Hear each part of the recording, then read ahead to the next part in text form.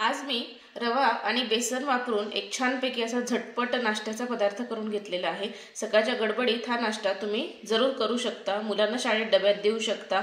अतिशय सुंदर होतो। टोमॅटो केचप सोबत सुद्धा हा नाश्ता खूप छान लागतो, जरूर करून बघा। आणि हा रवा आणि बेसनाचा नाश्ता आणि रवा आणि बेसनाचा उत्तप्पा कसा करायचा त्यासाठी पटकन रेसिपीला सुरुवात करूयात। नमस्कार, मी पूर्वाच रेसिपी मराठीमध्ये तुम्हा सर्वांचं खूप खूप खूप मनापासून स्वागत। आज आपण एक झटपट नाश्त्याचा पदार्थ बघणार आहोत, जो की अतिशय झटपट देखील आहे आणि मुलांच्या शाळेच्या डब्यात सुद्धा तुम्ही हा नाश्त्याचा पदार्थ किंवा हा पदार्थ देऊ शकता। अगदी मोजक्या साहित्यामध्ये हा पदार्थ बनवून तयार होतो, घरच्या साहित्यात बनवून तयार होतो। तर आज आपण करणार आहोत रवा आणि बेसनाचे उत्तप्पे। तर ह्याच्यामध्ये एक छोटासा ट्विस्ट देखील दिलेला आहे, त्याच्यामुळे व्हिडिओ शेवटपर्यंत नक्की बघा आणि आवडल्यानंतर लाईक, शेअर, कमेंट करायला विसरू नका। आणि जर चॅनलवरती तुम्ही नवीन असाल आणि हे जर सगळे व्हिडिओज तुम्हाला आवडत असतील तर पूर्वाज रेसिपी मराठीला पटकन सबस्क्राइब देखील करा।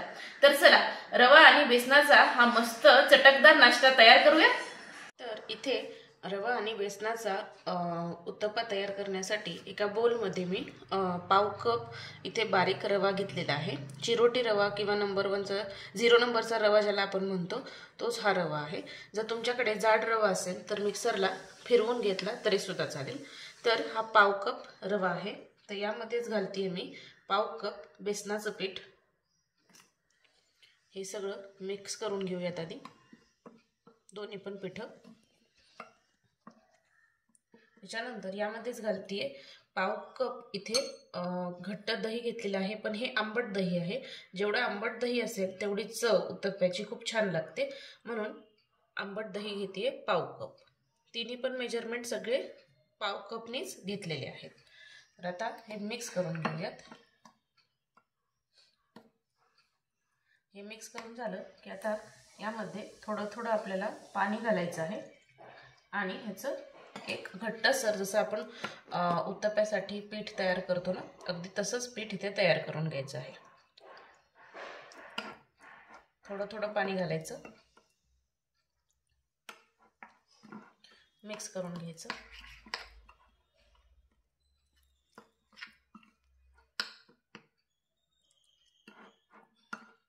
गुठळ्या अजिबातही बेसनाच्या कुठेही राहिल्या नाही पाहिजेत।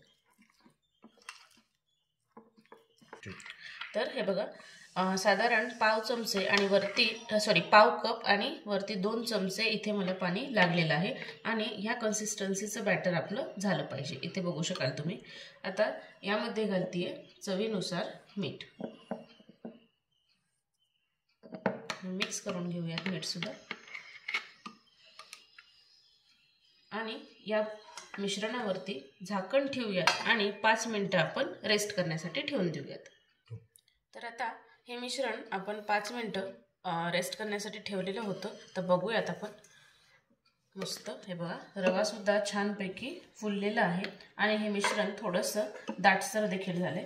तर आता यामध्ये साधारण एक 2 चमचे आपण पाणी घालून घेऊयात, म्हणजे त्याची कन्सिस्टन्सी एकदम परफेक्ट होईल। हे बघा, मिक्स करून घेऊयात आणि हवं असेल तर तुम्हाला ह्याच्यानंतर चवीनुसार मीठ घातलं तरी सुद्धा चालू शकतं, पण मला काही गरज वाटत नाहीये म्हणून मी नाही घालत। आता हे मिश्रण आपलं तयार आहे। आता लगेचच आपण ह्याचे उत्तप्पे तयार करायला घेऊयात। तर आता उत्तप्पे तयार करण्यासाठी गॅसवरती एक छोटासा पॅन गरम होण्यासाठी मी ठेवलेला आहे। मी छोट्या साईजचे करणार आहे, तुम्हाला हवं असेल तर तुम्ही मोठ्या साईजचे केले तरी सुद्धा चालू शकतात। तर खाली आता थोडंसं तेल लावून घेऊयात आधी आपण। तेल आता छानपैकी थोडंसं गरम होऊ देऊयात। आता तेल इथे छानपैकी गरम झालं की यामध्ये एक साधारण चमचाभर हे बॅटर सोडायचं। हे बघा, मधोमध सोडायचं आणि थोडंसं आपल्याला पसरवून घ्यायचं आहे। खूपही पसरवण्याची गरज नाही, जस्ट थोडंसं असं पसरवून घ्यायचं। हे बघा, जेवढ्या आकाराचा तुमचा पॅन आहे त्या हिशोबाने किंवा तवा आहे।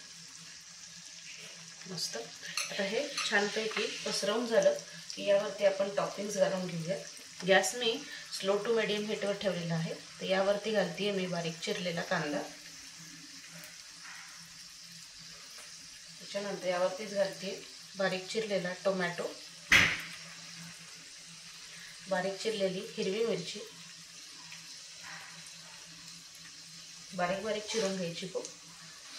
त्यानंतर यावरतीच घालते बारीक चिरलेली कोथिंबीर मस्त. आणि आता यावरती घालते एक चटपटीतपणा येण्यासाठी इथे माझ्याकडे लसणाची चटणी आहे. तर ही लसणाची चटणी यावरती थोडीशी मी अशी भुरभुरवून घेते, म्हणजे त्याची चव खूप छान लागते. तुम्ही कोणताही मसाला जरी घातला तरी सुद्धा चालू शकतं, किंवा कोणतीही चटणी घातली तरी सुद्धा काहीच हरकत नाही. ही छान अशी चटणी घालून घ्यायची याच्यावरती आणि हे थोडंसं प्रेस करून घ्यायचं. हे बघा, म्हणजे ते पॅनला सुटून नंतर वापस येत नाही, म्हणून असं थोडंसं प्रेस करायचं. तर हे प्रेस करून झालं की एक साईड आपण छानपैकी खरपूस शेकून घेऊयात, नंतर मग दुसरी साईड शेकून घेऊयात.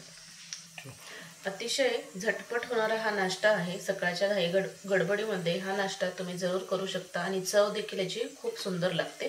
तर आता एक साईड शेकून झालेली आहे. आता हे पलटवून घेऊयात आपण. हलगर्जीने पलटवून घ्यायचं आणि दुसरी साईड सुद्धा छानपैकी खरपूस शेकून घेऊयात.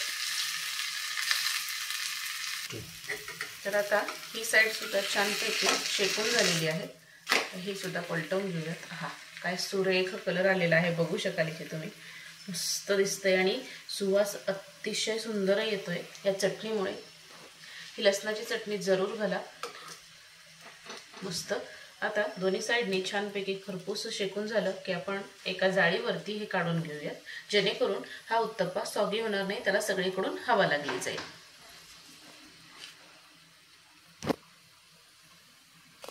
तर आता हा उत्तप्पा आपला झालेला आहे. हा आपण एका जाळीवरती काढून घेऊयात. हे बघा, मागून सुद्धा व्यवस्थित शेकला गेलेला आहे, बघू शकाल इथे तुम्ही. तर हा जाळीवर काढून घेऊयात. अशाच पद्धतीने सर्व उत्तप्पे इथे बनवून तयार करते. तर अशा पद्धतीने इथे सर्व उत्तप्पे मी तयार करून घेतलेले आहेत.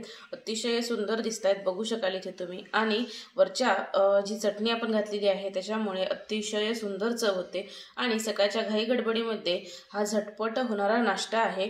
आणि एकदा तुम्ही हा करून खाल ना तर नेहमी हा नाश्ता तुम्ही केल्याशिवाय राहणार नाही, ह्याची मला खात्री आहे. तर जरूर करून बघा.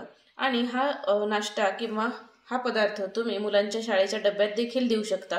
पण जर तुमचे मुलं मिरची खात नसतील आणि चटणी खात नसतील तर तुम्ही मिरची आणि चटणी स्किप केली तरी सुद्धा काहीच हरकत नाही, अतिशय सुंदर होतो तरी सुद्धा.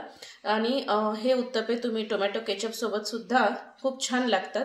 जरूर करून बघा आणि केल्यानंतर मला कमेंट करायला विसरू नका. तर अशाच खमंग, खुसखुशीत आणि मस्त मस्त रेसिपीजसाठी पूर्वज रेसिपी मराठीला पटकन सबस्क्राईब करा, लाईक करा आणि शेअर करा. तोपर्यंत मस्त खा आणि स्वस्त राहा. धन्यवाद.